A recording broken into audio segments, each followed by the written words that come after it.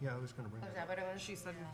We were playing Family Game Well, Night, she so I was, just had it that's like. Okay, well, I was gonna Just mention it in me. my Okay. comments. So but she just if asked she wants me. to follow through, So, that's fine Mel, too. unfortunately, we're live, everything's good right now, but that's all you can see on the screen, because I That's don't fine. want to move the camera, so. Okay, no We're not problem. gonna be able to see Dr. Dutton, really. Are we live? Or Michelle. Dr. Dutton, if you want to move over, we'll be able to see you, but if not, you're fine there too. Whatever you're comfortable with. All right, let's call the meeting to order. And if we can, let's begin with the Pledge of Allegiance, please.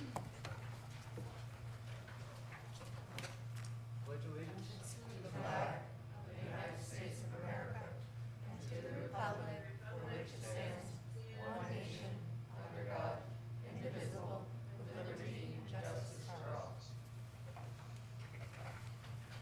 Thank you, and let's do the roll. Let's begin with our virtual folks first.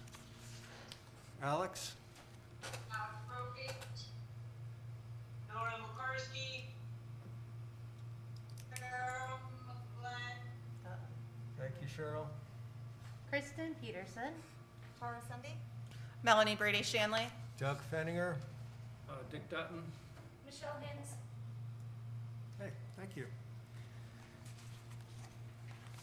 Under agenda review, are there any changes? I know Cheryl would like to talk about the selectmen's meeting last night. I'm going to address that a little bit myself. But Cheryl, do you have a presentation in mind for that? not a presentation, I'd just like to discuss, what happened, for selection yesterday, the email that I received from Andy Perez in regards to that I forwarded to you, Doug, and Val, okay?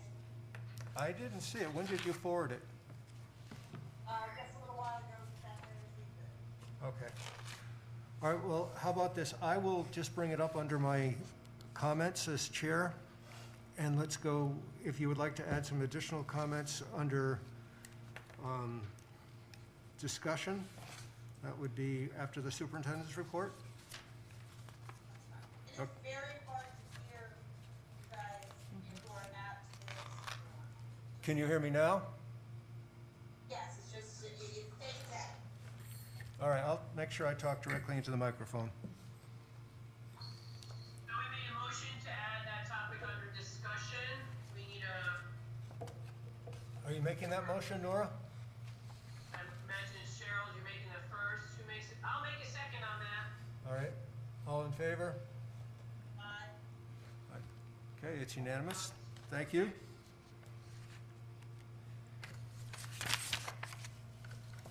We can do presentations next, please. Is that, Melanie, you have a Yes. update on the reopening? Yes, I just want to share some quick information with you all.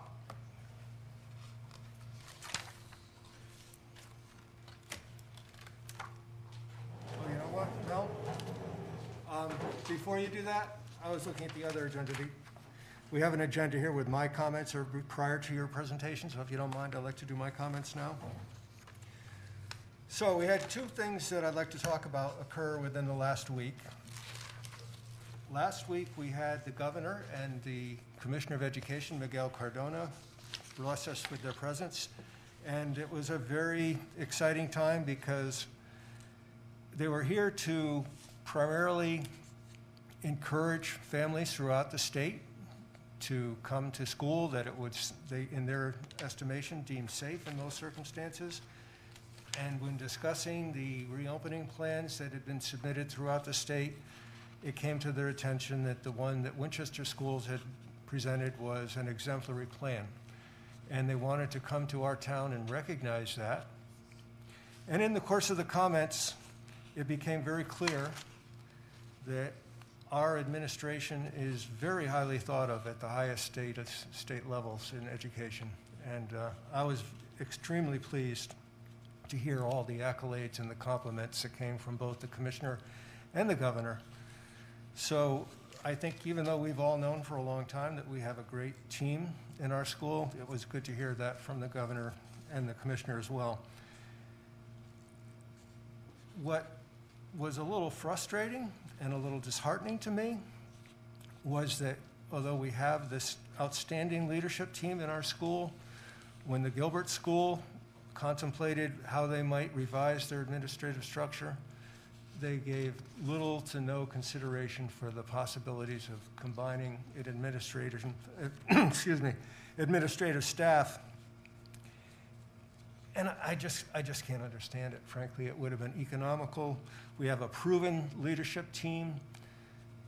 And the fact that they overlooked that or chose not to even consider it, to me, was extremely discouraging, particularly in light of the discussion that took place at the Selectmen's meeting last night, in which Mayor Perez forwarded the discussion that I believe Cheryl had brought to her attention, but we had had at our last meeting, about addressing the statutes that the state uses to dictate how we must pay the tuition to our endowed academy. And it was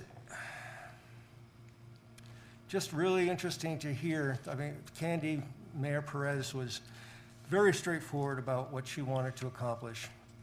She felt the statutes had not been revised in a long time and that they were really not particular to our situation, and that it would make sense for us to pursue what Cheryl and I think it was Michelle had proposed. Excuse me, my mask keeps falling off my nose, so I don't want to spew any germs. So that was encouraging. What was a little mystifying was that there were comments made at that meeting that implied that our board had not done our utmost to reach out to the members of the Gilbert School Corp and be cooperative. And in view of what transpired or didn't transpire with their look at their administrative staff or administrative structure, I really felt those comments were unfounded. I think that we've gone above and beyond in our attempts to cooperate with the Gilbert School Corp. And I was just disappointed to hear those comments. So that's really all I had to say on that, but I am pleased that the selectmen did approve working on that letter that we had discussed, and I believe Cheryl's going to want to talk about that a little bit more later. But it was good to have the support of the selectmen, and I will say that that was passed unanimously with the exception of Steve, who has to exempt himself from those discussions. So those are my comments tonight, and now we can move on to Melanie's presentation on the school opening. Sure. So this is more information, and I want to share with you where families can get information. You have seen, starting last month, what our reopening plan looked like. You've seen the PowerPoint. One thing that we've been doing is we've been going in, the whole team has been going in and revising the PowerPoint and keeping it up to date for families with the most up-to-date information. So I want to show you where families can get video links to all the presentations that we've done online, and then also show you where they can get access to the PowerPoint that has basically all of our district reopening information in it. Let me just share my screen.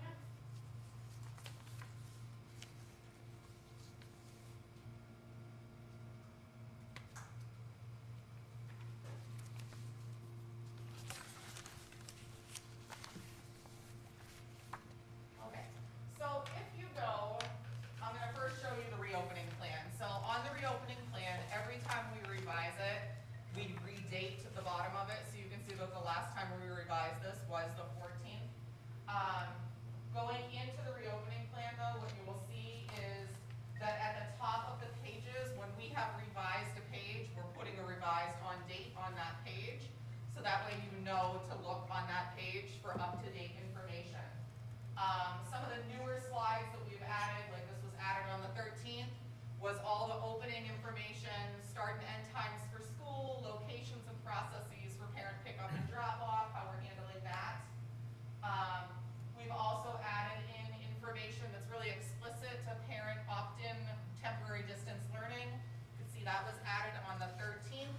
I also want to highlight that, one of the things we've been really trying to point out to families that this is synchronous to the school day. This is not recorded style teaching where you can access this as 8 o'clock at night. This is synchronous, real live teaching in the moment. So I think, parents hear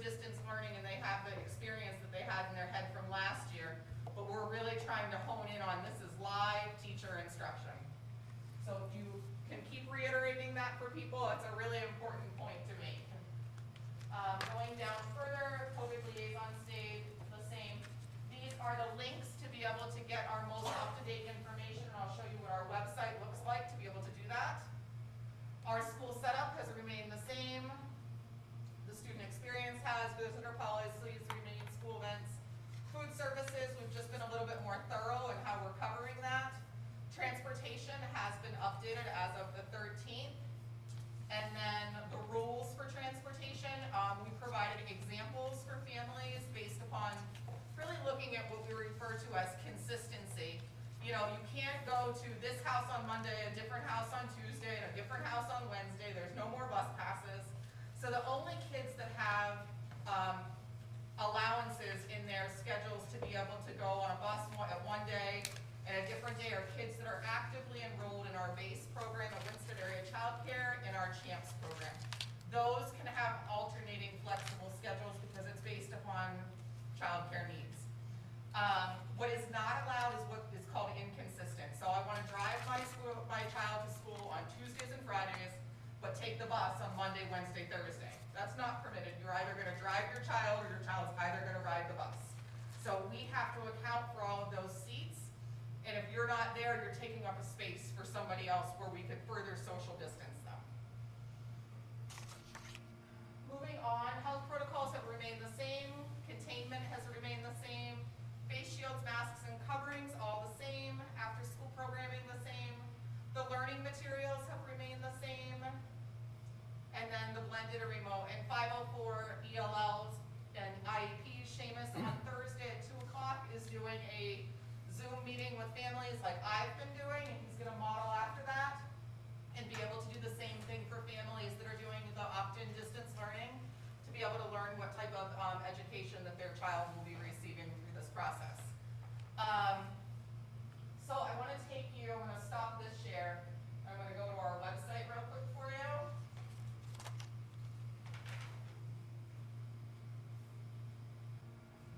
Share this screen.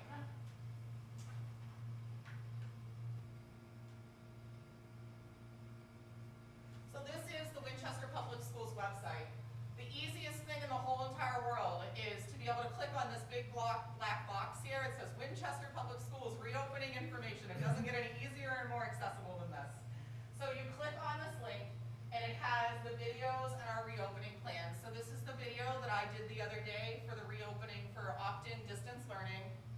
This has our forum opening for reopening on the 22nd.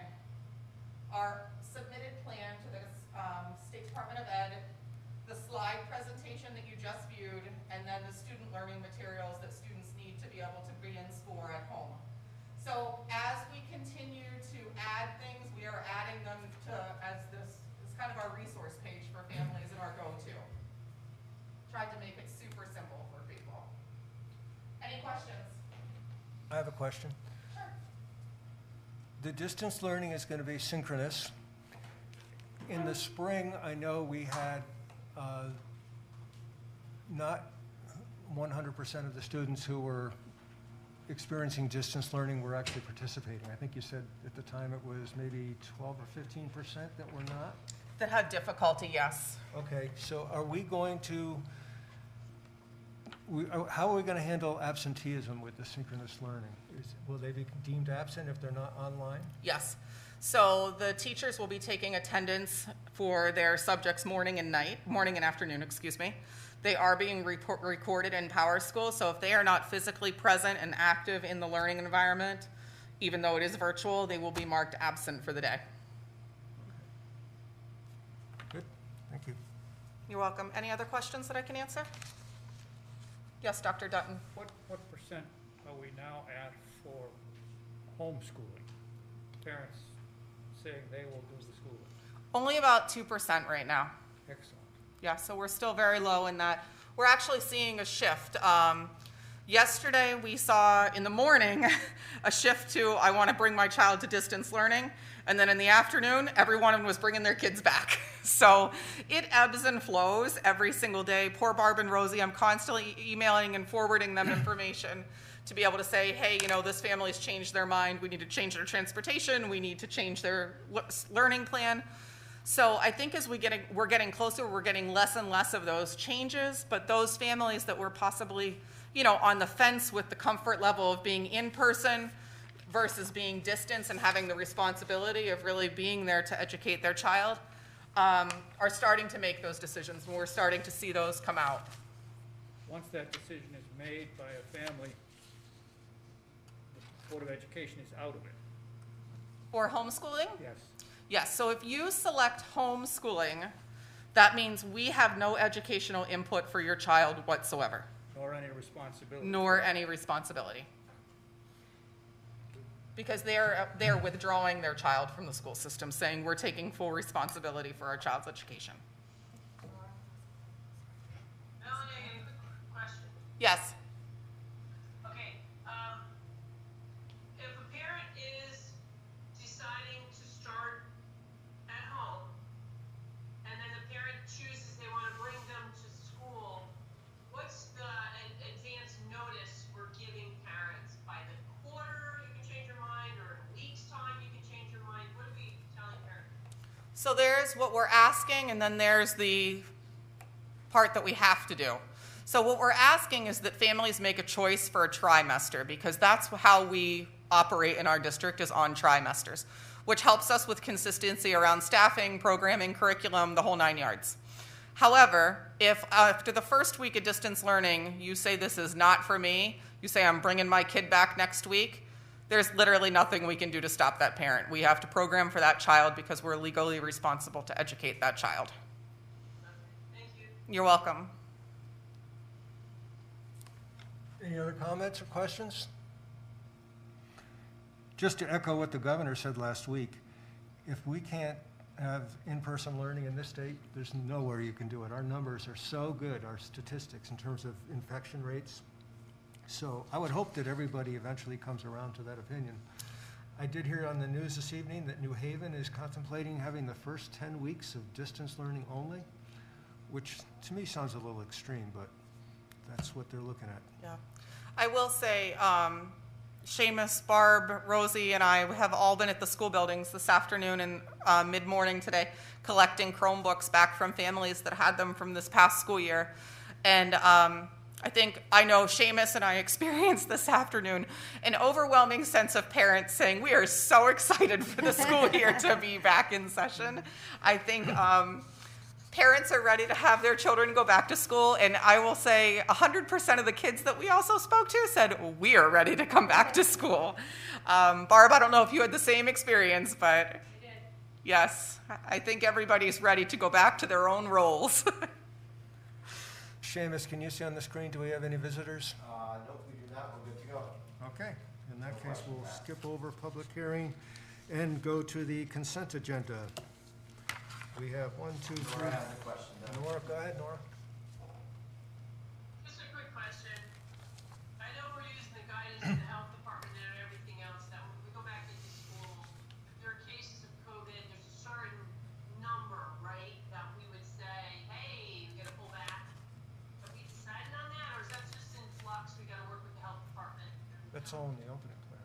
So that's a little in flux, Nora. There's not necessarily a number for any district or any situation. It's really a conversation around contact tracing. And, you might have a positive case, but if that person hasn't come in contact with anybody in your district, there's no reason to cancel school.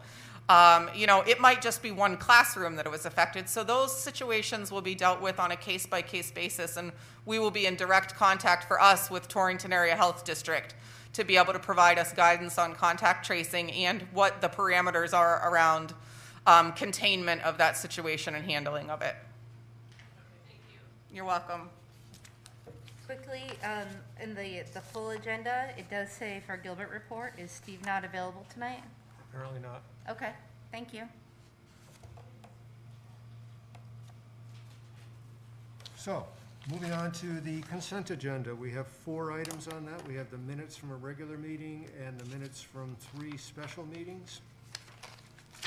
Can I have a motion to approve those items as one? I'd like to, was one correction, if I can find it now. It's very strange not being able to lick your fingers to turn pages. Page 11, which is the BOE special meeting, July 21st, item 4BA. It's just a correction that Chick is C-H-I-C-K, Chick Seaback. Yeah, I'd actually emailed that to Nora, but I guess it didn't get into the changes, but yeah, thank you. Other than that, these are wonderful, thank you. Okay, so we'll make that correction, and did you have something, Tara? Nope. Okay. Were you gonna make that motion with that exception, Kristen? Yes, if we can add that to the motion, as a correction? Okay. And a second from Dick? Yep. Any further discussion? If not, all in favor? Aye. Aye. Seamus, is everybody unanimous up there? Looks like everybody's in agreement that I saw. Is Okay. Cheryl here? Cheryl is here. Okay. Aye. Okay, there she is. Yay. Thank you. And Alex raised her hand and Nora said. Yeah, we saw that. I just know that Cheryl's voice was very difficult to hear before, like a bad connection, so I was hoping she could hear us. We do have one piece of correspondence that I'd like to share with everyone. I received a letter from a gentleman by the name of Brian Cofrancesco, who some of you may have seen on TV recently. He's the head of the Kid Governor program, and I think the young lady who won it this year has been doing something at the animal shelters. She's She doing Clear the Shelters, yes. cleared the shelters, and she adopted a pet, and really great kid, very exciting to see that. So Brian sent me a letter, because he and I had met at the CABE convention last year, and my glasses keep fogging, so I don't know if I'm gonna be able to do this. I gotta figure out a way to read without that, sorry. I'll skip over all the introductory stuff, but registration for Connecticut's Kid Governor program, our signature civics program for the 5th grade classes, is now open for 2020-2021 school year. This free award-winning program teaches students about state government, voting and elections, and civic engagement through an authentic election experience. 5th grade classes can vote in a statewide election, nominate a classmate to run for Kid Governor, or both. We provide free electronic toolkits that guide teachers and students through the entire program, which was designed alongside the State Department of Education and is aligned with the Connecticut School Studies, Frameworks, and Common Core state standards. We are also offering free virtual workshops August 17th to 21st for new and returning Kid Governor educators. I assume you knew that. Yes. Okay, good. During this important and exciting election year, it is more critical than ever to encourage civics education. No matter how your district is going back to school this fall, Kid Governors will make an excellent addition to your elementary school social studies curriculum, and we will help you prepare to teach the program.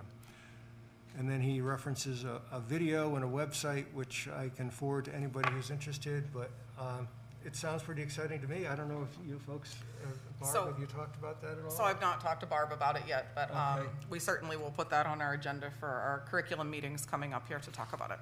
Okay, yeah. I thought that was pretty exciting. It's amazing how poised and articulate people can be at the age of 10 or 11. So it looks like Nora has a question. Yes, Nora? I would just like to say that the Kid Governor program is an excellent program. It's been around for several years, and kids really get engaged and energized by it, and I would totally support it. Okay, thank you. So I don't think we have any other correspondence this evening, No? and so we can move on to superintendent's report. Sure. All right. Superintendent's report's colorful this time. Got a little charts and graphs all through here today. So I'm going to start off with kind of the operational side of a report. You know that we held in-person summer school in July. I want to thank Barb, Rosie, Seamus for putting together a phenomenal summer school. We had approximately 40 students that were in person. All students were compliant with our guidelines. We have no issues with busing rules, regulations. You know, on the first day, I think we stood outside and watched these little people get off the bus, and their instinct was to run and hug adults. And it was like, oh God, what do we do? You know, do we hug them? Do we high five them? Do we elbow? You know, but it was just like instinctual that they were so excited to see their teachers, and it was just wonderful to watch. Our student behavior participation was excellent.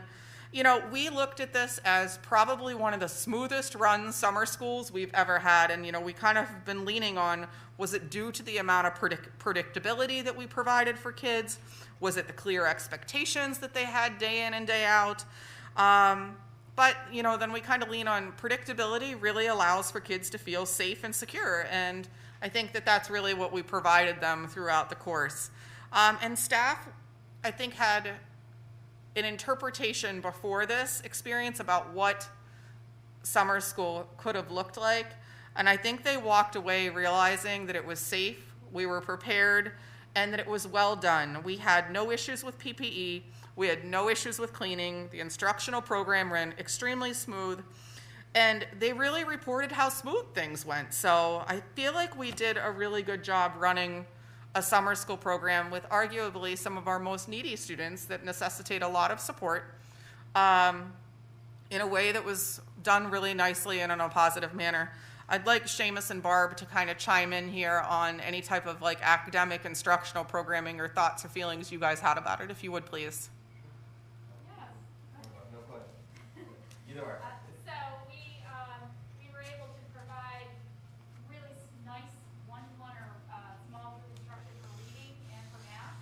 And we had the materials to do that, and we had the proximity to the students. For so many months, we've been trying to reach them through the computer screen. And while our efforts are strong, it's never the same as being in person and working with the kids. So, a little bit closer, not right there with them, but close enough to be able to address their needs, to provide running record data. So the students were assessed pre and post and given, really explicit instruction in those areas that they're needing the instruction in reading and math specifically, and they had some writing assignments as well. And they, it was really great to, I think it made everybody feel really good to deliver instruction the way we know how to do it well, and to reach those kids. And the kids absolutely soaked up the attention. We also had a great social skills staff. I can't say enough about Pete and the Gilbert teacher as well. With the older kids, they were able to reach them, and the students bonded together through that experience. So overall, it was an extremely positive experience. Yeah, I think Barb, I agree. I piggyback 100% on that. One thing that happened that was really good, I think we did, is that we were proactive around planning. This is the first time that we've ever given our staff a full day prior to summer school to get into the buildings, get into their classrooms again, to start to look at the kids that were going to be in their class and to plan accordingly. Normally it's give them an hour or half an hour before the kids get there and like, let's rock and roll. Like, we really did it strategically this year, and we're proactive about it. It also gave us some opportunities to try out a couple things for how we're going to provide services in the fall, right? I was always thinking about ESY is going to be a catapult or a starting point as to what the fall is going to look like. So we were able to practice what it might look like to have our social worker zoom into a classroom, so we don't have that social worker going into 35 different classrooms amongst the day, right? So we'd be zooming in that classroom, would get that instruction back. So, we dealt with technological issues with sound and things like that and around all those pieces, but it gave us an opportunity to see what was working and what wasn't. And again, kids got right back into routines. Teachers had to figure out a way to, all right, I can't do a kiddie table with kids right now. How am I going to assess and still teach at the same time? So on those small groups, teachers were able to really kind of dive in and figure out a way to, all right, here's a small sample. I need to figure out how to do this with a larger sample and have a kind of a practice run as to what it's going to look like. And I agree with you 100%. The kids coming off that bus the first day was a great sight. It's nice to see all of you guys in person here, and some of you on the screen, But again, I know a mask is always a big question for a lot of our families. We did not have one mask issue with any kid. I mean, we had pre-K kiddos, 3-year-olds, that came off those buses and came off those parents' cars and right into school with no issues whatsoever. So, and it didn't hinder learning. Like, there's always that concern that it's going to hinder learning, and in our opinion, it didn't, And our staff was really, really amazing. We, after every single day, after the kids left on the bus, we had a debrief outside amongst the whole staff. What was going on? What were their concerns academically, social, emotionally? So it gave our staff the feeling that, okay, I'm here, I'm dealing with all this, but I have a supportive administration that's listening to what we need. So I felt, like Mel said, I thought it was pretty well run for the circumstances that we had to deal with, And Kim Roy spent some time with us, our assistant principal. We were able to get work done, even though summer school was going on. So it was great in my mind. Were we doing temperature checks? Every day. Every day. And how did that work logistically? Did it take a minute per child, or? 5 seconds per child. So just it did flowed not take long. right to the door. When they got off the bus. The bus came, whoever was out there with them, went out, boom, boom, boom, checked all the kids. Off the bus they went, right to their classes. We had it all strategically planned how they would get to their classrooms. And did you ever send a child home because their temperature was elevated? Not a single one. We had some kiddos that we brought into the nurse's office because they might have been bouncing on the bus a little bit too much. Or 100 degrees outside. And 100 degrees and they came in a sweatshirt. Let them cool down. Their temperatures were fine. We're required to do 3 checks before we say, like, you have a temperature. Yeah. So, you know, as were checking them, you could see their temperatures were dropping, and we could tell that it was just from them being on the bus. So. You know, and Julia Turturro and Heather Miller are 2 school nurses that they did an amazing job supporting us as well too. You know, it took a really big effort, you know. to keep Absolutely. Everybody. So our custodian, Mike, was great, you know. One other thing that was really great is that we were able to even try something where we had some kids that were coming in for itinerant services.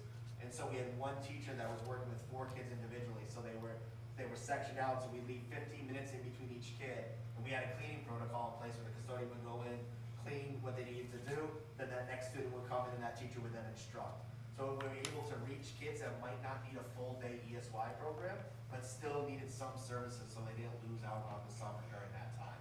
And we were able to complete evaluations too, because the state dropped that on us in the middle of the summer that we need to work on completing evaluations. So it was really successful. Good. That's good to hear. It was exciting. Oak Street update. We have signed our lease. Obviously, you know that from July 15th. We're working on the following. I think Barb, Rosie, and I, in a central office team, when we didn't have power, spent an inordinate amount of time in both Bachelor, Pearson, and Oak Street getting every single classroom set up for social distancing. So none of the teachers had to do that work. So we've got that set. We're working on internet fiber installation over there, the security system and entry programming. It's basically all cleaned right now. We just have to do some finalized cleaning now that the teachers are moving in their classrooms. Teachers have moved their belongings from Bachelor and Pearson schools, and we've identified some hoarders that we may have in our staff. We have put up all the signage for COVID safety. Busing and parent pickup and drop off and locations and processes are already done. All the PPE is set up over there, and teachers are in the building. They've been in now for about a week and a half, and they're over there actively every single day setting up their classrooms, so it's really nice. The board asked for an update on any questions on Oak Street before I move on. Do we have a thermometer, and do we have one of the sanitizers for that building as well? We have everything that both of the other school buildings have are in that building too. And a custodian as well? Yes, and we actually Nancy just hired a very experienced gentleman. I'm gonna be taking one of the custodians from Pearson over with me to Oak Street while the new gentleman is being trained at the Pearson school. Mel, is the Raptor program transferred over there? Security doors? So we have security doors, we have the whole buzzer system. We did not invest in putting the Raptor system over there right now because we're not allowing visitors in the building.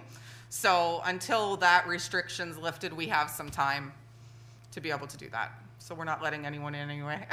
Sounds good, thank you. Any other questions before I move on?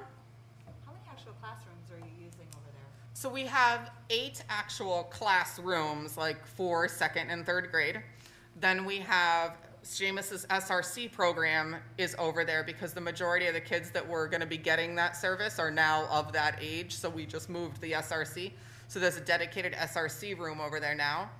There is a teacher kind of prep room, common planning, teacher team room over there. And then there's a champs room / art, OT, PT, speech and language, ancillary room that gets used by a lot. And there's an empty science lab that we've set up for PPT meetings and then also small group instruction should teachers need it. And then each grade level of those 8 classrooms, there are 2 that are free because there's a distance learning teacher in those classrooms. But if a student needs an extra small space to be able to go do their work, they can do that. My office is in the hallway over there, literally. It is a desk in the hallway, and then there's several student desks out in the hallway too, where if teachers need support by sending them over, they can hang out with me, they can do their work in the hallway and social distance out in the hallway, and there's an adult out in the hallway to be able to monitor them there too. Is that permanent, or are you gonna be finding another office? Nope, Darlene's in the principal's office, that's my new office. The hallway is your new office? That's where I was as a principal all the time.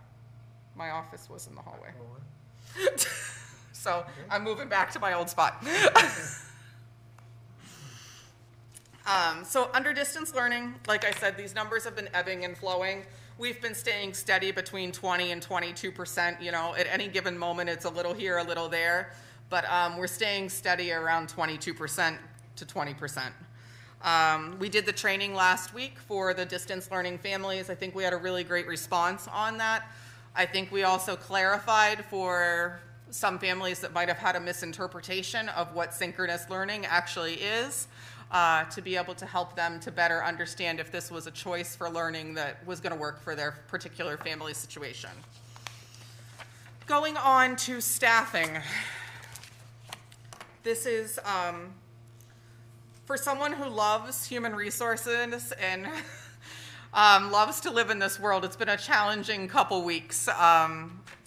You know, I had asked our staff really give me notice by July 31st if there was any accommodations or situations that we need to know about for them to be able to return safely back to work. And in some instances, yes, they followed through, but in other instances, I'm just getting notices like today. We've had meetings with our attorneys and that, and you know, it really is about if you have COVID or symptoms of COVID, that is what allows for a leave. It is not fear of, it is not high risk factors for, you know, it really is about, are you ill? And, you know, some people's doctors are now writing, and this is across the state, this isn't just Winchester specific, doctors are writing notes suggesting that, you know, they do virtual learning, they work from a remote location. Well, kids aren't in a remote location. Kids are right here in Winchester Public Schools, and that's where your job is. It's in Winchester Public Schools, and that's where you're expected to be. So, you know, it is a very high bar to be able to reach for a leave of absence at this point. So our attorney will be sitting in on some of those meetings with me to be able to walk us through some of the processes. I'm starting those tomorrow. And obviously it's confidential what happens with the results of that, but I will just let you know that the threshold is high for a leave of absence. How many staff members are closing an issue? So we have a couple certified and a couple non-certified.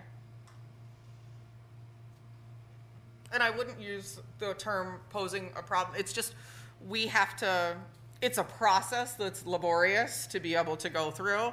It is step by step, it is grueling, and if you miss a step, it's complicated if you do. So it's just a lot of dotting I's and crossing T's type of process. For busing, our ridership is at capacity, so we've seen that about 48% of families are going to be taking busing. We have a huge increase in the number of families. It's actually really good that we have 3 schools that we're going to be distancing from, because we have a definite increase in the amount of parents that are taking responsibility for their child's transportation. As you heard me say, one of the things that, you know, we've in the past really tried to be accommodating to parental situations where, you know, you had to go to this house this day, this house this day, this house this day. And, you know, we've really had to pull back on that because of contract chasing, cohorting. And, you know, for some families, that's been a hard thing to have to understand, but it's a necessary thing to be able to protect the health and safety of everybody and to keep our bus numbers consistent, because I can't go from having 20 kids on a bus on Monday, but on Tuesday I need a bus for 60. You know, so it's really about consistency and us being able to properly plan for who's going to be in attendance where. Can I ask you a question? Sure. About the busing? I know that you had addressed it in the beginning, and now I can't recall if you did. I know you can't do like the staggered schedule or anything, but if you agree to drive your own child in, did you say whether or not can you opt out? Can you change that kind of midstream? Or Yeah, are you so- reevaluating like halfway through the year? Well, we're trying to get families to do it by trimester, so that way we have like a big switch that we can plan for. Got it. But like I said, if a family has a situation that doesn't work for them, we have to be flexible around that. But we have to be planned for it. You can't say, okay, it's Monday, I'm going to change my mind, and Tuesday I'm going to get a bus. That's not going to happen. You got to give us some wiggle room. I only ask because I think 2021 looks different, you know, for a lot of people. So, and I don't mean to just speak Yeah. for myself, but everyone I talk to that, you know, so, okay, Absolutely. thanks. I have a question. Yep. Are we able legally to discourage or prohibit carpooling between We cannot, because if they're not on the property of Winchester Public Schools, we can't control what their choice is. But, okay, so we are allowing parents to take a vehicle, go pick up children from 4 or 5 different households, no masks, no social distancing, throw them in a minivan and drop them off at school. Unfortunately, that's allowed. We don't know what they're doing. on the We can't, weekends either. I can't prevent that from happening. You know, we would hope that families would not be doing that, but I can't, that's not in my purview to be able to control. Even if you see them show up at the school building like that, you can't say. Well, as soon as they step foot on property, they have to have a mask on. So before they even exit that car, they have to have their masks on. That's really the only thing that I can control.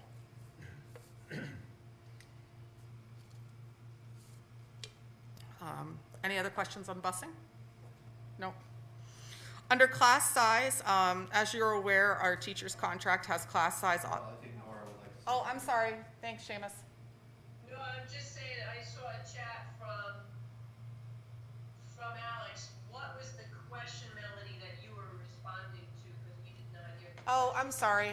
So Michelle had asked of a situation, you know, what happens if a family goes around town and essentially picks up multiple different families or students throughout town? Do we have any control over allowing families to do that? And I said it's really not in our purview to be able to control that type of situation. But once they get on school grounds and that vehicle is on school grounds, they have to exit that vehicle with their masks. That's where our purview begins. Thank you for clarifying that. I couldn't hear anything other than what you were responding. Sorry about that. No, it's okay. Just remind me to repeat the question and I'll be happy to. So under class sizes, we still have to follow our contracted obligations. With the staff that we have, the staff's ability to be able to further students, because we only have 3 in-person classes, but we have 4 classrooms per grade. We're using extra classrooms to be able to further social distance and be able to small group students together. Again, there's the 3 in-person teachers and 1 distance teacher per grade, but they're all teaching from inside the school buildings. Right now, we have not had a single, and I am not approving anybody to be able to work from a remote location. Everybody is working within Winchester Public Schools as an active employee.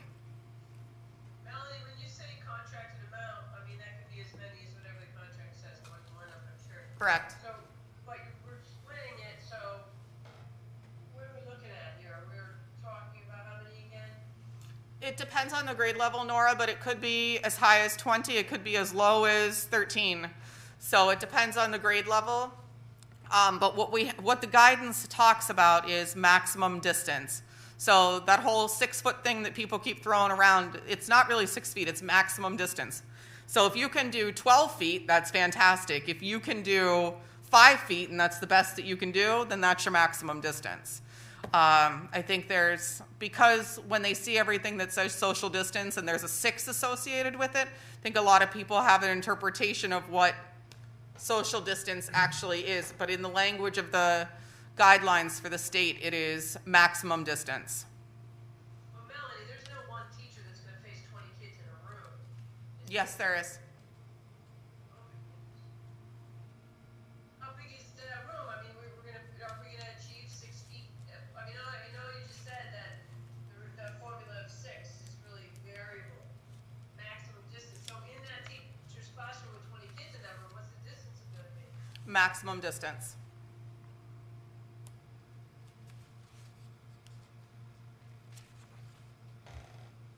Our classrooms are actually, one of the processes that we did over the course of the summer, Nora, is, you know, we went through each one of our classrooms and, you know, when you heard me talk about hoarders earlier, we de-hoarded and decluttered and cleaned out our classrooms and went back to what is necessary in your classroom versus what do you want in your classroom, because for every extra bookshelf that we found, that was an extra space that was taken away from a student's ability to social distance in that classroom.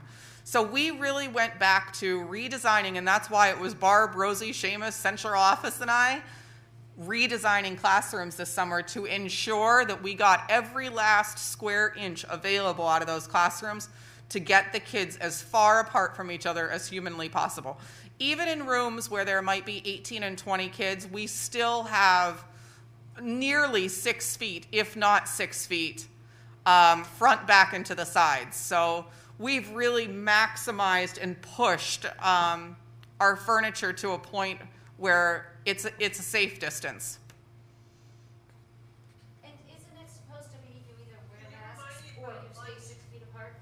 So Michelle had asked a question, isn't it that you either wear a mask or you stay 6 feet apart? So the guidelines for the fall say that you have to have a mask on 100% of the time, whether you're 6 feet apart or not. So then the maximum distance doesn't have to be 6 feet if we're requiring our children to wear masks all the time. The maximum distance, they don't specify an amount. It is maximum distance. So if you can get 6 feet, that's fantastic. But if you can get 5 feet, that's acceptable. Because every child will be wearing a mask. Yes. They'll be protecting themselves and other kids. So if we can only get 3 feet, That is acceptable maximum distance. Because everybody will be wearing In- a mask. In our case, we are at a really acceptable level in terms of spacing with students. We've been able to really pull off getting most of our kids, and I will say it will be a rarity to have a class up at the sizes we're talking about, but I'm not going to sit here and tell you they don't exist, because they do. But how rare is rarity, Mel? Like 1 or 2 classes at 20, or? I don't have the numbers right off the top of my head, and especially since they change moment to moment, Nora, I'm going to say your average for probably grade 1 to grade 6 is between, I would say, circling 18. Could be a little higher, could be a little lower. But I'd say circling 18 is a safe number. This is even after opening up Oak Street. Yes. Now remember, we didn't add staff, Nora, and we're also required to provide a distance learning teacher. So, we still have kids that are in person and kids that are distance that we still have to service. What about, just typing as I try to think, what about if the teacher wants to go outside? Is that an option that we're entertaining, to have class outside? Absolutely, as long as you feel that you have a student grouping that can handle being outside, because if you have a student that likes to elope, some of our friends like to elope to other places, clearly that is not a group that we are going to be taking outside for fear of losing them. But, we are encouraging as much as possible and where appropriate, students and staff to be able to go outside for instruction. Like the specials and all, like PE, are they outside? Yes, PE is outside, except if the weather does not permit. That is the only time they are inside.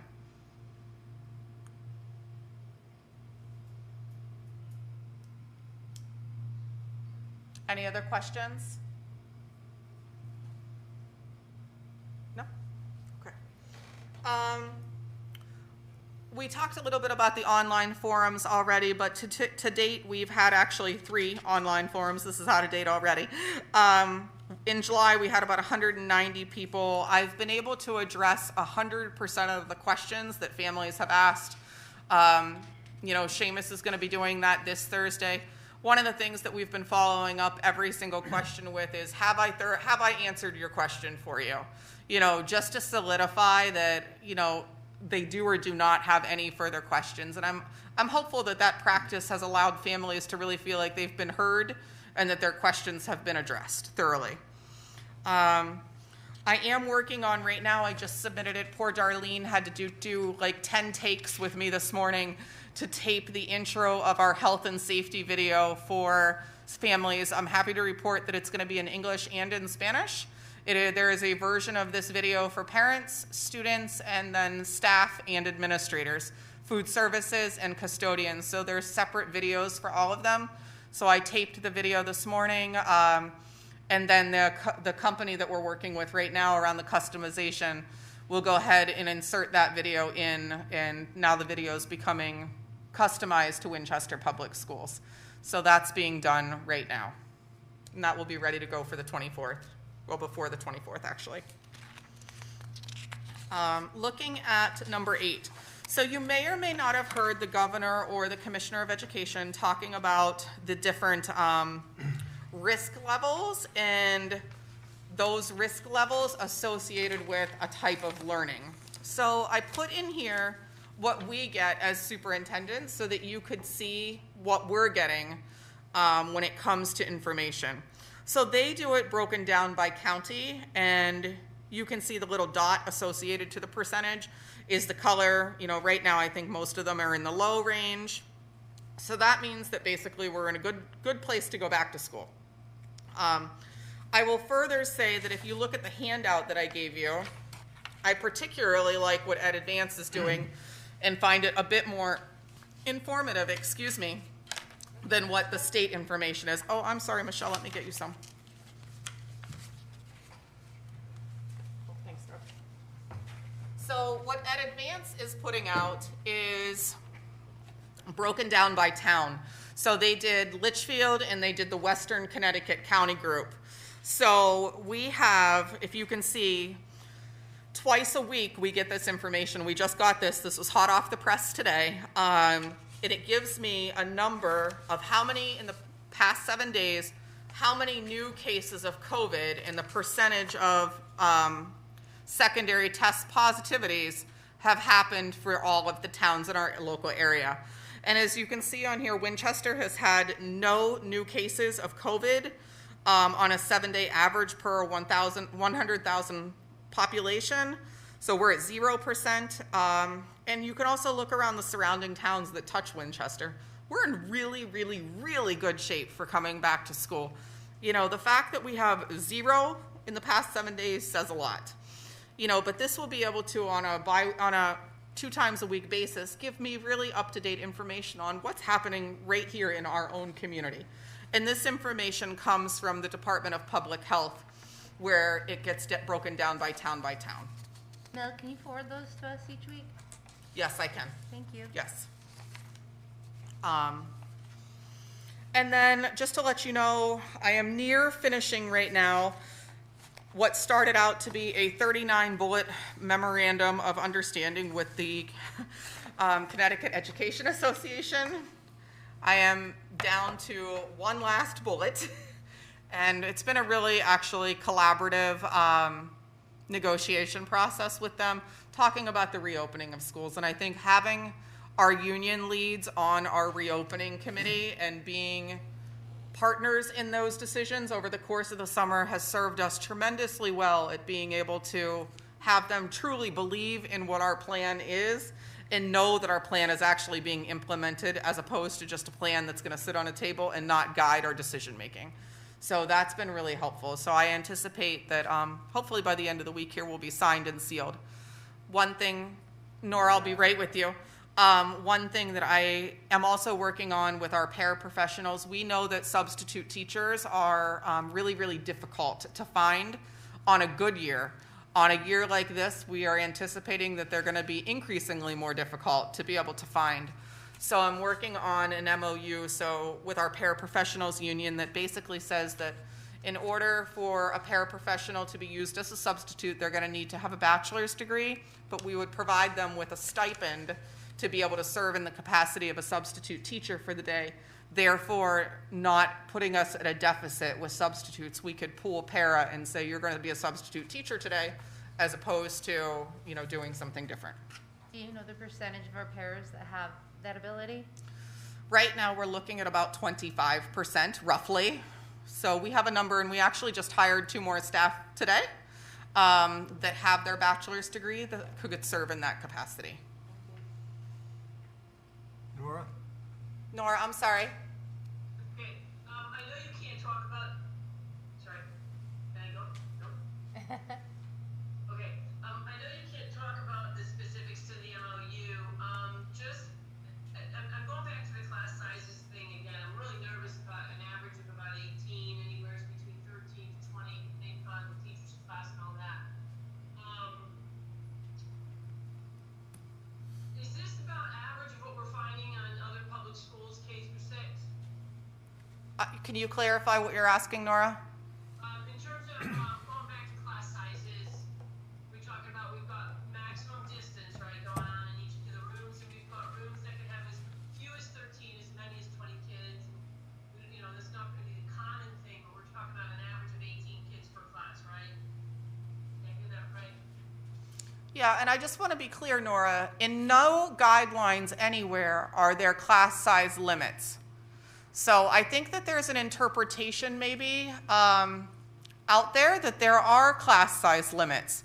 There are no class size limits set forward, and I think that there's an artificial belief out there, in particular from, you know, maybe some of the higher up union officials that are saying like this is what should be, but that's not the case.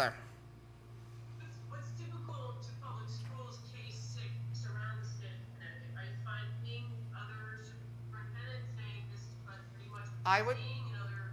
I would say that the average class size has remained the same as it was from years past. Nobody has the funding to be able to hire extra staff to be able to lessen their class sizes, and that's essentially what it would take, is us hiring an additional teacher per grade level to be able to drop those numbers down. And I don't know a single superintendent that's in the position to be able to do that. What about, the question about substitutes, because if teachers get sick, or teachers don't, you know, they call out sick,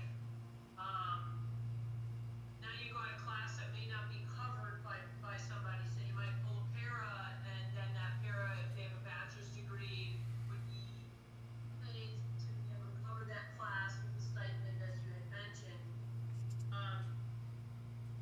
Say it gets to the point where you don't have any more paras, you're not intending on, I don't know how you would solve this, like dividing classes and pushing in more kids to any one teacher. Nora, I can't speak to that right now. You know, that's a lot of theoretical right now. I don't really have an answer to that. Okay. And I also don't want to anticipate something. I need to have the facts in front of me, and I don't want to play scenario because, you know, that I don't want anything to be precedent setting by what I'm saying right now. I really need to deal only with what's real, Okay. if that makes sense. Yeah. Simone, I have a question about the CEA. Sure. When I watch the news, there's some fairly aggressive spokespeople for the CEA that are stating that they're not happy with the reopening plans. But you have told us that you have been dealing directly with them. So they have been assessing our reopening plan and found it acceptable and not taking exception to it? So we've done the MOU. Like I said, we're down to one last bullet that just needs to be ironed out. And they've been part of the, like our local president that represents the WEA, Winchester Education Association, and the VP have been part of the reopening process. And both of them actually worked summer school for us. So we have not had the experience that maybe some of the other districts have had. Right. So I shouldn't listen to what the CEA is saying on Well, 80 news? I don't know that you shouldn't listen to it, but right now, you know, we had a conference call with the Commissioner of Education this morning at 11:30, and that was a question that was brought up because the CEA is really pushing to push school off. And, you know, the governor and the commissioner really stood firm this morning in their messaging saying there is no better place in the United States than to open schools in Connecticut right now. So there's no sense in waiting. Let's open. Why wait for something to come down the pipe? Let's get it started right now. That was really the messaging.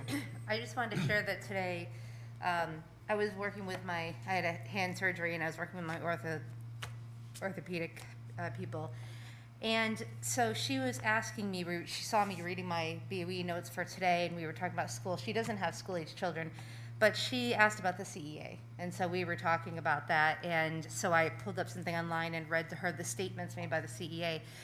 And there was a lot of confusion because we actually had already dealt with a lot of these issues. We already covered most of these. So then, you know, she was saying, well, why is it an issue? I said, well, because there could be so many other places in the states that, you know, don't have either the foresight, the finance, the ability to, you know, do the things that we were able to do. And so looking at that list, it didn't seem like, I didn't have a full bullet point, just the article.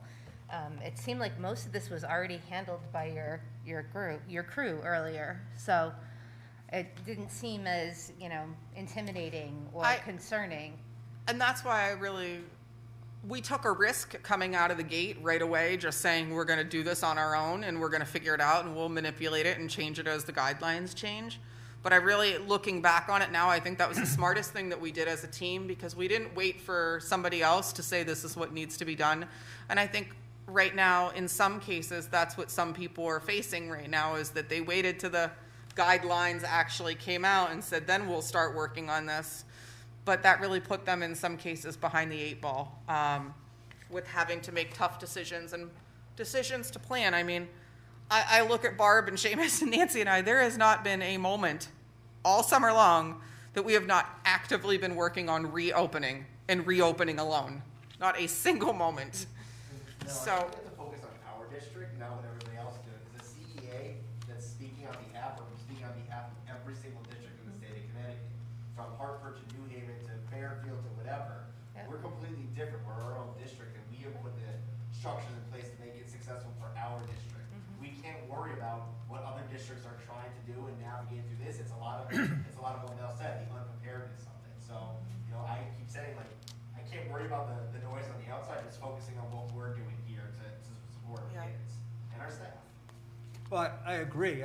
I think what's a little misleading for the typical person at home watching the news is that the CEA is a monolithic organization that can say, we're not starting school, and every union member in the state is going to say, okay, I'm not going to work on September 8th.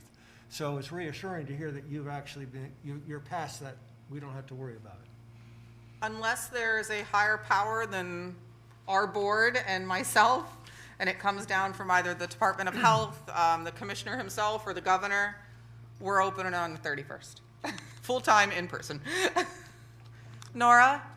I'd just like to say kudos to everybody putting it all together, the plan. We started it early through your leadership, Melanie, and I think starting August 31st with kids is gonna be a good time to do it because the numbers are really low in the state of Connecticut. It's gonna provide an opportunity for kids to get through. Absolutely. I agree. Good job. Thank you. Thank you on behalf of the team. Going a little bit further into my report, you guys had asked for, let me just make sure I'm not skipping over anything. The financial update. So Nancy, I'm gonna ask you to speak to the financials. I did provide you guys, Nancy provided copies, so there should be yellow and white copies of financials for you. Nancy, if you could update us on fiscal year 20? Did you want to talk about the Gilbert enrollment? We will. Okay. So right now, we're currently looking at the appropriated budget, coming in between, do you need one? No, did you Oh. need the microphone? I'm not sure if they can hear you. I'll now. speak up. How's that? Can you guys hear okay? Can you hear me? Okay. So we're looking, coming in between the 370, 390,000 amount, with the idea that we would like that to go to the non-lapsing fund. And that request would go to the Board of Selectmen and not to exceed a request probably at their first September meeting, is what the town was thinking when I was asking about it. And the adjustments in the budget really have to do with accounting stuff. It has to do with monies that the board fronts for the lunch program before the state reimbursements come in. And then the ESSER monies, and we're waiting, ESSER is the funding for the from the CARES Act that is coming into the district. And that grant has not been submitted or approved yet. So once that's approved, we'll have access to those funds. And so that will help pay for some costs that we incurred getting ready to open school. If we look at the Fund 6 contribution, the town support for education, we were able to utilize all those funds this year and to our advantage, and it was terrific to once again have that funding from the town. And if you flip the page one more time, the other good news that I have is that the state has waived the spending requirements for our two-year grants. Typically, we would be required to spend 85% of our two-year grants, and we didn't have to this year. And so, again, with careful management, we will have some money left over from that. And also the Alliance grant has a little bit of carryover money left in it too. And then the others are funds that are from more local funds that have been given to the district. Can I ask a question? You bet. Can any of the grant funding be reallocated, or is it have to? I'm sorry, can it? Oh, I'm sorry. Does any of the grant funding any of it be reallocated, or it's for? Yes, better- you can do budget changes, yeah. You could- But it's a in- question. Not. But you can do a inside the grant. modification, but okay, so you can do a modification. Inside the grant, and there's usually limitations on how much you can Oh, it can transfer be. from one line to another, but you can't take Alliance money and transfer it to Commissioners Network Nope, money. nope, that's okay. Okay, Right. but inside the grant, you can submit for changes. You can submit for You can do like a changes. budget Yes. modification. Okay, Yeah, thank you. sure, and there are I limitations. just didn't know how is much the time. movement there was. Okay. Yeah, well, if you've got good justification, they'll go along with it, and if you don't, well, you get a no. Okay. Thank you. You're welcome. Nancy, do you anticipate that the money that we're able to put into the non-lapsing fund is going to be necessary? We're going to need to expend that in the You coming bet. year? Yeah. You We're going to bet. need every dime of it. Absolutely. Where in the budget would we find like the rental for Oak Street School? That, right now, is probably going, some of that coming out of the new CARES Act funding that we're waiting to hear how much we get. But certainly, the non-lapsing fund was where we thought the lion's share of it would come from. That and the facility operating, or some of the facility Is operating. any of that in here as of August 12th? No, because this is all the Fiscal year ending 20. June 30. But we haven't paid anything on that yet. Yeah, we For, For Oak Street School? yes, we have. We had to put our down payment in the first month's rent. did, Right. Yes, But that was expended in fiscal 220? in 21. 21. Yes, because the lease was not signed until July 15th. Right. So you can't Ah, expend thank you. previous to that. If we would have, we might have, but didn't happen timing-wise. Yeah. Well, the good news is we're starting from a strong position for what's going to be a difficult year. And I feel, quite confident that we would be in very good shape, assuming that the Board of Selectmen will approve the amount going into the non-lapsing fund. And I don't have reason to believe that they would not approve it. And I think I heard last night when Bruce gave his financial report that the tax collections have been pretty decent because we have about 19 million in the bank right now, so, Yeah. Great. which is a peak, of course, because we just got through the July collections, but And I'll tell you, just being in town hall, there were a stream of people coming in this building every single day paying their taxes. I was really impressed with the amount of people coming in and making sure that they were timely in their payments.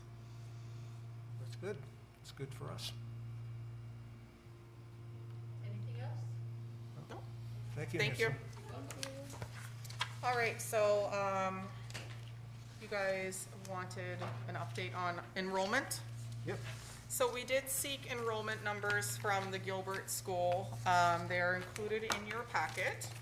So if you flip to, it is page 16, you'll see we've updated them. Right now, Gilbert is reporting that they will have 433 Winchester students, 17 international students, one other district enrollment for a total of 451 students. Do our Gilbert School Corp members, do you know anything about those 17 international students? Are they real at this stage? I asked the question at the meeting, what do you have signed up, money in the bank for sure? And with a little fudge, he said 17. It could be lower. I mean, I don't trust exactly what I'm listening to. I wonder how many of those students are actually in the country now or going to arrive soon, because I didn't ask, but I tried to make it, wanted the number that was for sure coming. Signed up, paid, transportation, all the rest of it. And it's likely those are all seniors, Don't know. you know? I mean, They didn't give us more of a breakdown than that. I think they did mention that most were from China. I believe one possibly from one of the Koreas and one in South America. But again, it's fluid, it keeps changing, so we don't really Michelle, have a anything question? solid. Question for the people on the school court. Did anybody ask if those exchange students will be quarantined for 2 weeks before they're allowed in the school building? So the question for the members from here that are on the school corp, in case you can't hear it at home, is will those children that come in from internationally, will they need to be quarantined here before starting school? I am trying to remember. Nora, do you remember anything of that? Speak about quarantining, no. No, I don't think we had that conversation. There's been a lot of Gilbert meetings, just as there have been a lot of our special meetings over the summer, and some were very specific, regarding certain subjects, especially financial ones, and many of our meetings went very long, so we might have to refer back to notes, or I can gladly ask tomorrow night at the next regular meeting. I think that is something that the community needs to know, whether or not these children that are coming from another country are going to be quarantined or not. Well, 2 weeks. I think that follows Connecticut state law. And the executive order right now is that if you're coming from certain areas, there's a list that you would have to quarantine. But I'm- it's only other states right now. Yeah. Okay, I don't want to speak outside of but I believe I have read that international students are exempt from quarantine. Oh, interesting, okay. I don't know, I'll see if I can find it, but because they would have to be here now. 3 weeks, it's 3 weeks from. I mean, really, They before. start September 8th. Yeah, so Well, they would have to right, be here by next Tuesday. Well, he sent an email to Tony, can't they do that, just ask him? That'd be great, thank you, Nora. Seems I like it would be believe really that difficult. Gilbert School Corp is not meeting tomorrow. I think I read that it was canceled. Oh, he set it up incorrectly the first time and resent it. Tony had sent the invitation, it was oddly worded, it was an accident, and then he resent it. You think there is a meeting tomorrow? I have not seen an agenda. Yeah, 4 days ago, the invitation was sent, and the agenda was sent on August 10th. And she actually had to correct it because there was, oh, wait a minute, hold on, there you go. Huh, interesting. Thank you for pointing that out, Doc. Is it canceled? So what he did first was he sent an invitation that said H@, and then he canceled that invitation and then sent a new invitation the same day. Says invitation school core regular meeting with the yes, no's, and there's some confirmed. So, but, all right, I do not see, oh, wait a minute, Sandra, school core agenda related documents sent 4 days ago for the Wednesday, August 19th meeting. So yes, there is an agenda, there was an invitation, so it should be held tomorrow night. It did seem confusing though, and I'll bring that to Tony's attention because sent an error one, retracted that, sent a corrected one. And then when Sandy sent out the new agenda, she did this no subject, there's no title in it, so I could very easily see where it could be confusing. Because usually she writes agenda for this meeting or that meeting, and it's just attachments. She does say inside attaches the school core agenda and related documents, but I can see where if you're looking through your emails, that's very confusing. Thank you for pointing that out. Would you let us know? Yep, I'm gonna send him a message right now, thank you. may I ask a wondering regarding the Gilbert International students?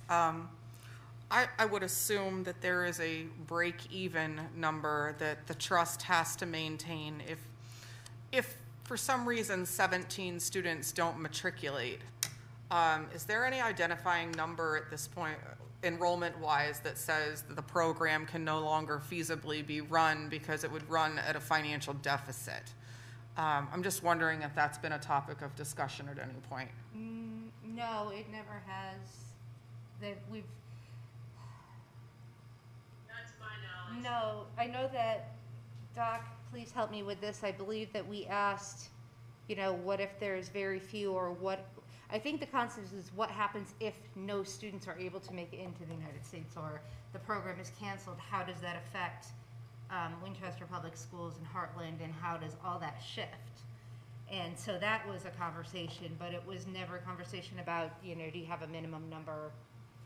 Because with the amount that they charge, which is tuition plus their everything, their cost of living, I have to assume they're gonna try to at least break even with that number. And that's more of so- an issue for the trust, right? Because the trust is a sending Yes, district. the so trust is, they're gonna yes, make- so they're sending. They're it. gonna make that determination. Yeah, yeah. As far as the school corp's concerned, it could be 10 more, or 10, they have one kid from Heartland. They're not gonna take Heartland off the list because there's only one student coming. Right.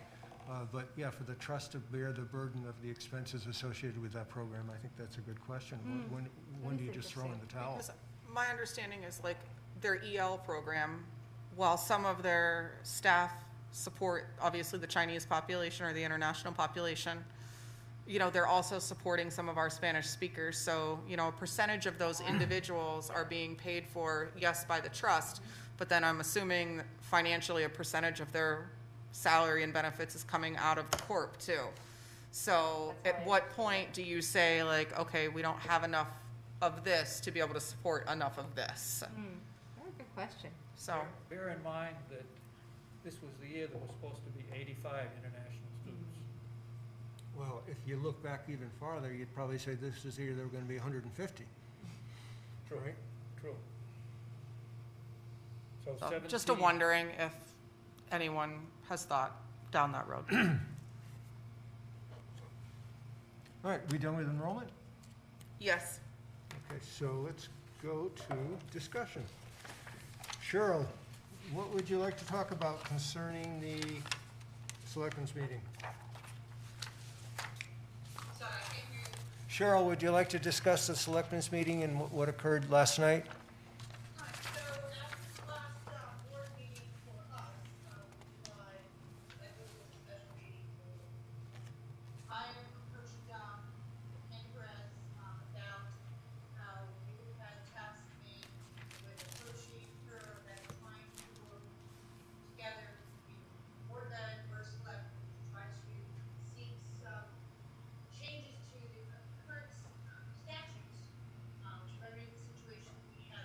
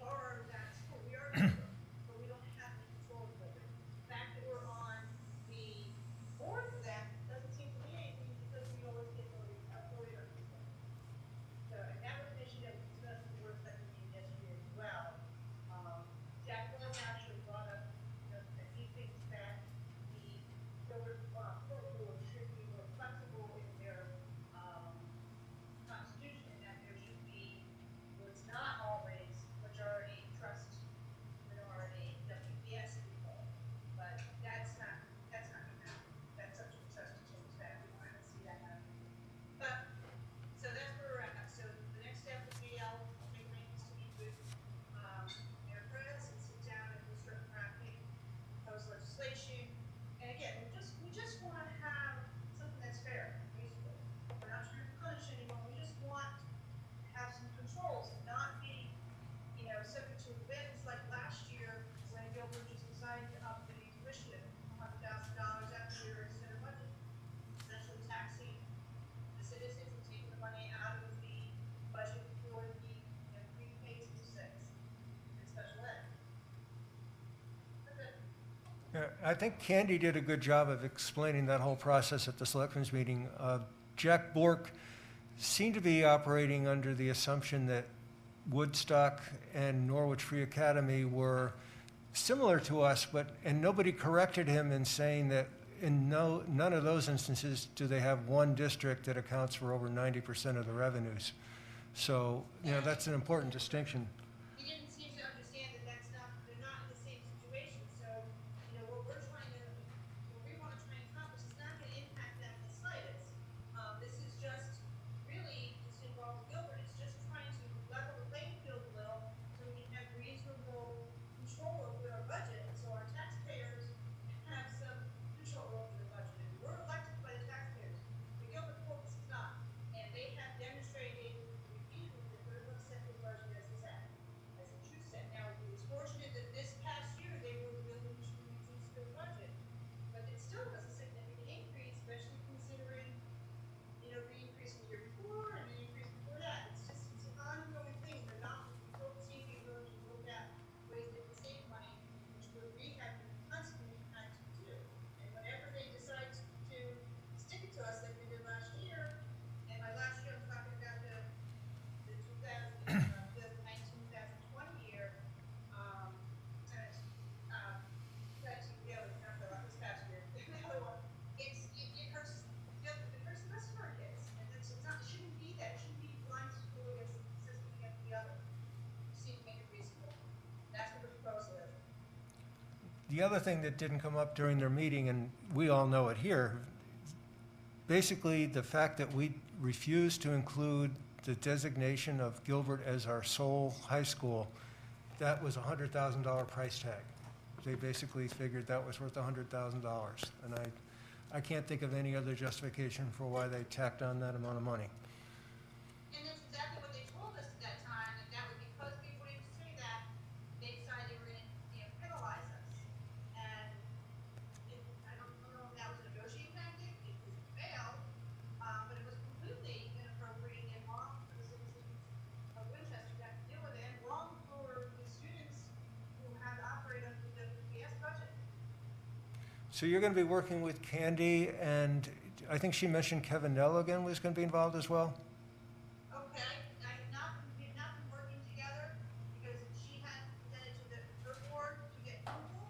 Since that just happened yesterday, she emailed me today shortly before this meeting, and so we're gonna set up time to sit down to talk and practice the necessary language. Okay. Thank you, Cheryl. Does anybody have any questions or comments on what? No?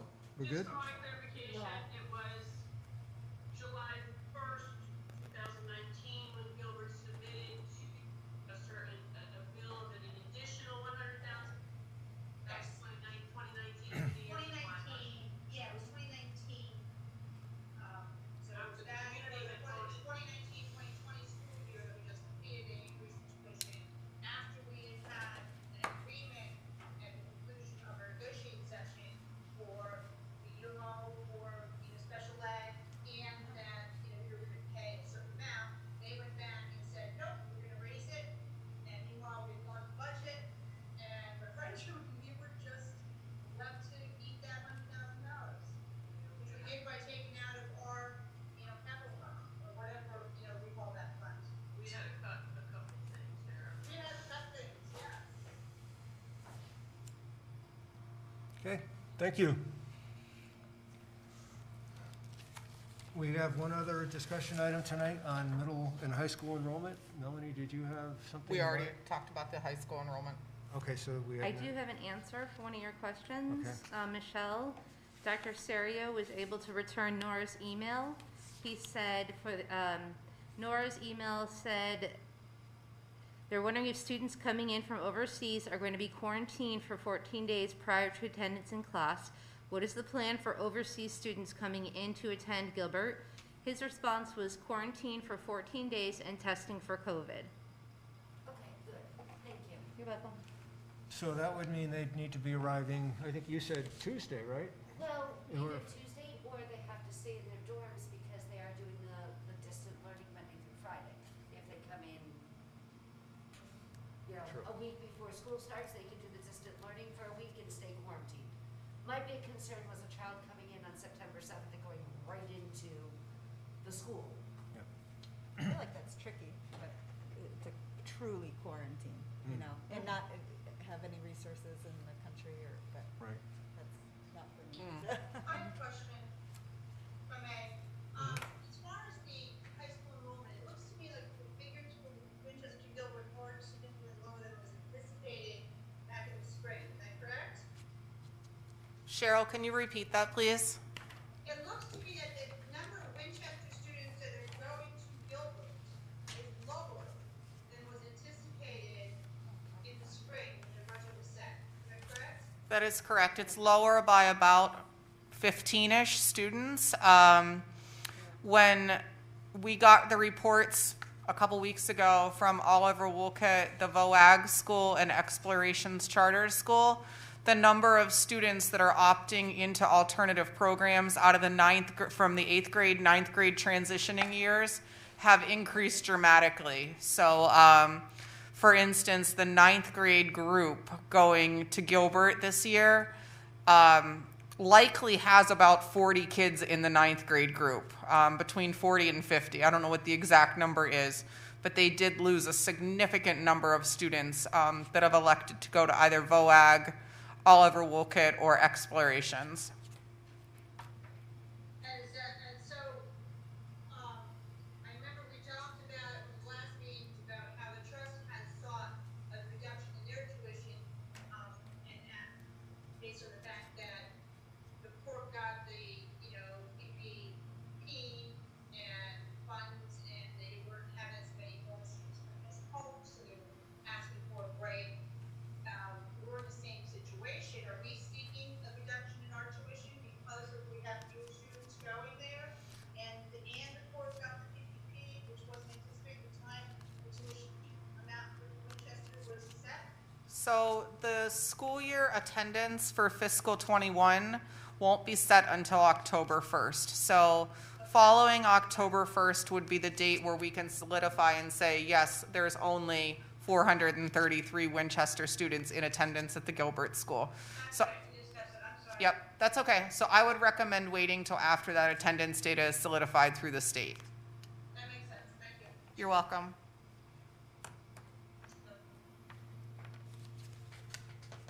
Was that October 1st? We have several, go ahead. I don't know if this is the place, I want to talk about Gilbert enrollment. You know how Gilbert has changed their start time to September 8th, they voted on a 5-4 decision to change their calendar. They did say, I just want to make sure everybody here knows, and I sent an email, they did say that costs associated with that change, particularly busing, would be absorbed by Gilbert, and that Gilbert is intending to use the PPP monies to absorb the costs incurred moving their schedule. Thank you, Nora. So we have some action items tonight. We need to approve some new hires to start. Yes, so we have a few new hires. Adding to our maintenance staff would be Marty Charette, thank you. He is coming in on a step 1, full-time, and he is going to be placed at Pearson, and we're shifting one of Barb's custodians to Oak Street. And then we are hiring a paraprofessional, Marie Pratt, and she is a replacement paraprofessional for a individual that's no longer with us. And then we have another paraprofessional, I believe. Yes, I apologize. And she is coming in to us as a new hire. So we have 4, I apologize, and a school nurse for Oak Street. We had one school nurse that we had put because we lost, obviously, one of the positions from St. Anthony's. That part-time position, that person chose not to come back through the recall process, and we had to post that position. So this is the replacement to her. Are we interviewing to replace our librarian? We are, Ms. Silverio is actively interviewing. I think she held a couple interviews today. So we're in that process right now. Move approval? Second. Any discussion? All in favor? What do you see?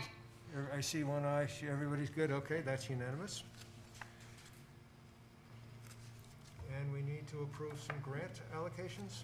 So these are not allocations, these are approval to applies, which are really important. So I think you could probably do all of these in one fell swoop if you want, but I'll go through them with you, and if you have any questions, Nancy, I'm sure can happily chime in on them.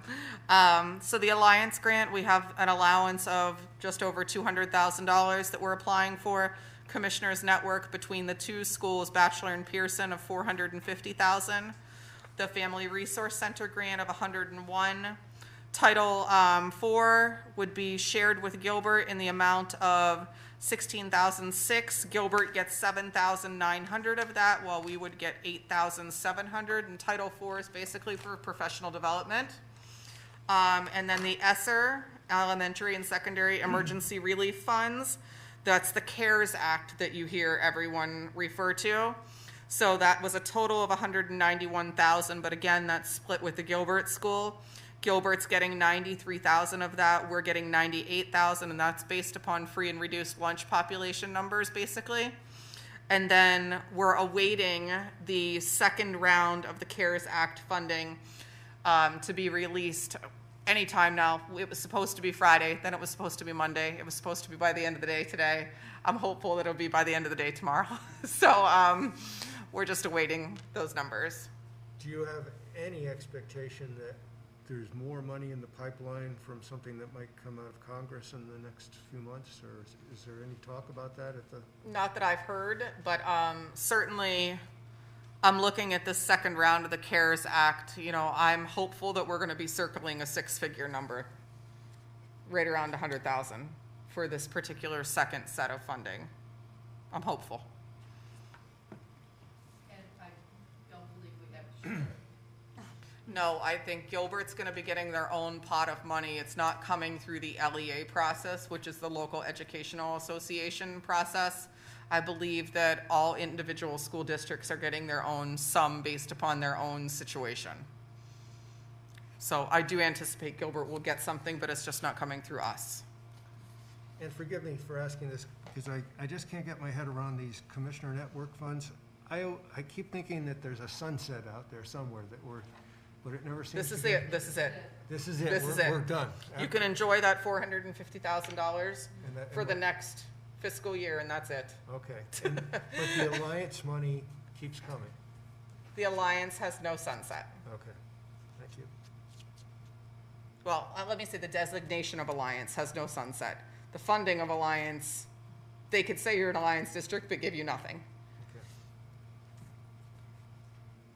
Okay. So you need a motion from us to approve those applications as defined in those 6 items. Yes, please. A motion. Wait, sorry, I missed all that. The motion to do what? My apologies. To apply. Apply for items B1 through 6 under board action items. You got it, Nora? She's quiet. Okay, so motion to accept, or rather approve, motion to approve items 1 to 6. We're approve the application for funds. Application for the For- grant. All right, hold on. Numbers 1 through 6. Okay, who's the first on I that? think Tara made that motion. Oh, either Alex or I, that's fine. I want Alex. Okay, Second. I'll second. that was Tara. All in favor? Aye. Okay, Who seconded that? Tara, Okay, thank you. do we have any unfinished business? No? In that case, So move. move to adjourn? Okay. Thank you, Dick. All in favor? Thank you all. Good All night. right, thank you, everyone. I look forward to more in person, no masks someday. I'm with you. Oh, that's what we forgot to do, was discuss if we were doing in person or